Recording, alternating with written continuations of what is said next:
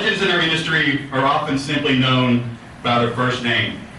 Jimmy, Elmer, Parker, Owsley, Elijah, Booker, and Bill. If you don't know the illustrious career of T. William Samuels Jr., you are not a true bourbon fan. A maverick and marketing genius, Bill Samuels Jr. has personally seen the creation of the premium bourbon category and the resurrection of the entire industry. That first-hand perspective has given Bill a comprehensive view of the business today and, without a doubt, some of his best stories. Bill was there when his father burned the family's 170-year-old whiskey recipe and caught his sister's hair on fire. Right? He watched his mother Margie school his dad on sealing the new bourbon with dripping red wax, now one of the world's most recognizable trademarks. Bill tricked his dad into talking to a Wall Street Journal reporter by claiming he was a fraternity brother, leading to that famous front-page article. And who else could put on a resume that the best compliment ever paid to him was from his father, who said, "You're not as dumb as you look." I got a question about your dad, Bill. There's a theme here. After all, this guy is a rocket scientist who helped design the Gemini and Polaris missiles until he blew up the lab, and then went to law school, interned at the White House. Think about that for a minute. Bill Samuels at the White House, and then finally and thankfully joined the family business. We're all fortunate today that Bill didn't screw up the whiskey as his father warned him when he took over Maker's Mark in the 70s. Instead, his innovative leadership and marketing prowess has forever changed our industry. A lifelong champion of education, healthcare, and business, Bill Samuels also is one of our Commonwealth's greatest global ambassadors. And today we rightfully and respectfully bestow with him the Parker B. Lifetime Achievement Award. We got to tell a couple stories on Bill. And I can't pass up an opportunity to tell my favorite Bill Samuels story. I was in my second year as president of KDA in 2009 when the governor and legislative leadership, who's not leadership anymore, united to enact a sales tax on alcohol. No matter that it was already being collected in wholesale tax, but that's a different story.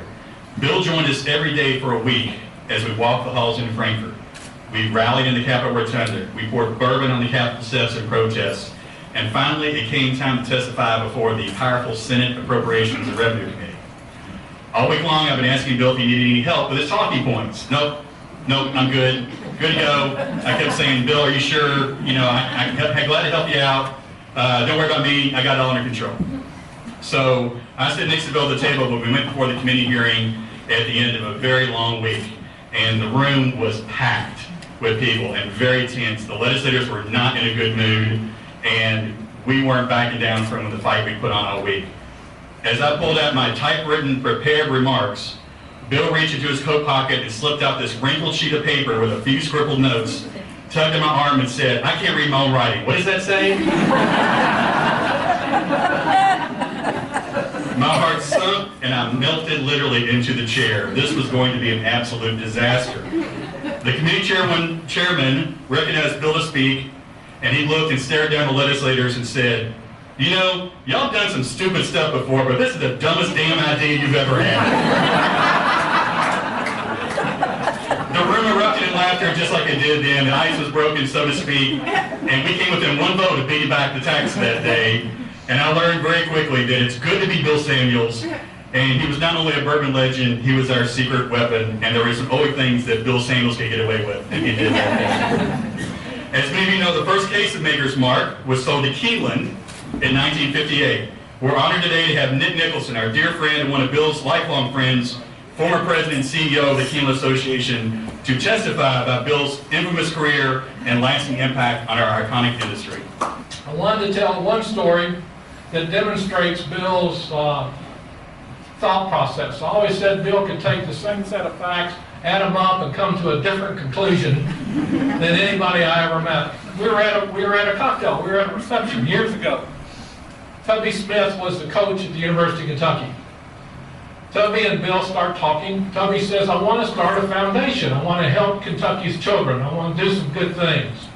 Well, that was music to Bill's ears, and he starts telling him how he can do a foundation, and we can help you, and the more Bill talked, we'll do a special bottle for you to kick off the foundation. And he called me over, and I did what became a big part of my career. Whenever Bill would go like this, I'd nod and just go, yes. And Bill would say, here's what we want to do. We're going to do a Keeneland bottle. We're going to dedicate to Tubby Smith. We're going to do... And I'm going, yes, yes, count me in, count me in. So Bill, we all felt pretty good about each other. Next morning, Bill goes in the office and says, I got a great idea last night. Here's what we're going to do. I need a few thousand bottles. We're going to make a dedication to Tubby Smith, special bottle. We're going to do part of Keeneland. Keeneland's going to be part of it. We'll launch it. And of course, the operations staff or production staff looked at him like he was crazy. He said, you don't have a few thousand bottles to sell next month, or that we could, you don't have them. What do you mean we don't have them? He said, every bottle of Maker's Mark we have for the next year is already signed contracts on them. Signed contract. Who signed those contracts? You did. Oh, well, I guess we better keep them. So at that point in time, I would have, and every other normal businessman in the world would have called Tubby Smith, said, Tubby, there's a problem. I kind of overcommitted. We can't do it this year, but we'll do it next year. We'll help your foundation get started. And we'll... Not Bill. Bill came up with an idea. I'm going to do a little show and tell here. He said, I may not have any whiskey, but I've got plenty of bottles. He creates a bottle. We were doing at the time about 4,000 or 5,000 bottles a year, this Keeneland thing. Bill says, we can do it. He knew his customers so well, he knew what they would like, and he understood that there's a story here as much as there is a product. Calls me up and said, now Nick, you're going to have to trust me on this one. I said, we're going to do what? And I said, okay. He said, oh, yeah, okay, we'll do it. So we had a press conference, we announced this. In between time, he'd already decided instead of doing 4,000, we're going to do 10,000. We have a press conference, they go on sale. Within an hour, all 10,000 bottles sold out, not a drop of whiskey in them. Of course, there were no taxes to be paid, no stamps, no taxes. So Tubby Smith got more money than he would have had in the foundation. True story. They're number one. Look, pass it around if you want to. There's number one of 10,000.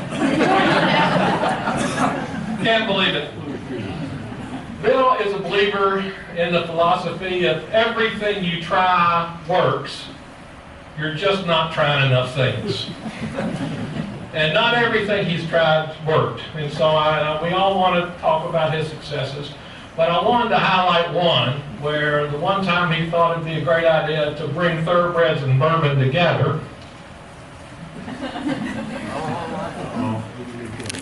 He ran one of his ads thinking there was something funny about a dead horse.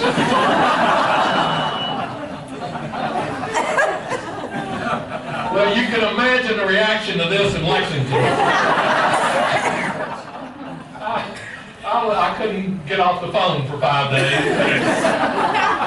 So I have here the last ad ever run of this, and it says, Nick, don't ever, ever let me run this ad again.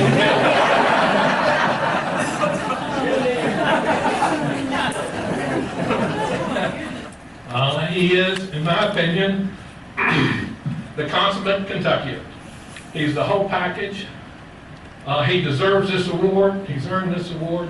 Ladies and gentlemen, the one and only Bill Shingle. All I'm going to say is fake news. Made it up as he went along.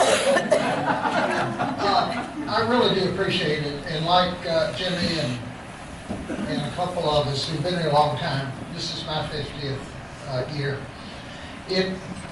What excites me is how far this industry has come, how far bourbon's reputation has been enhanced over those 50 years, and how much that enhancement has meant to the Commonwealth of Kentucky by way of jobs, taxes, investment, and reputation.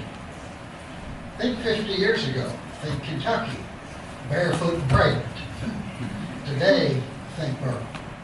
Big difference. And each and every one of you in this room has played a huge role in that. Without the partnership without the willingness to come together behind jazzed up leadership at our association, I don't think we could have done it. So to me, the heroes are all of y'all, and it has been great fun participating in it all. And I'd like to close by just remembering what Mike said in a recent interview. When asked about the bubble, he said, "We've just begun." And I think that's right. So congratulations to all of you. And Chris Morris, get off your ass, get well, and get back to work.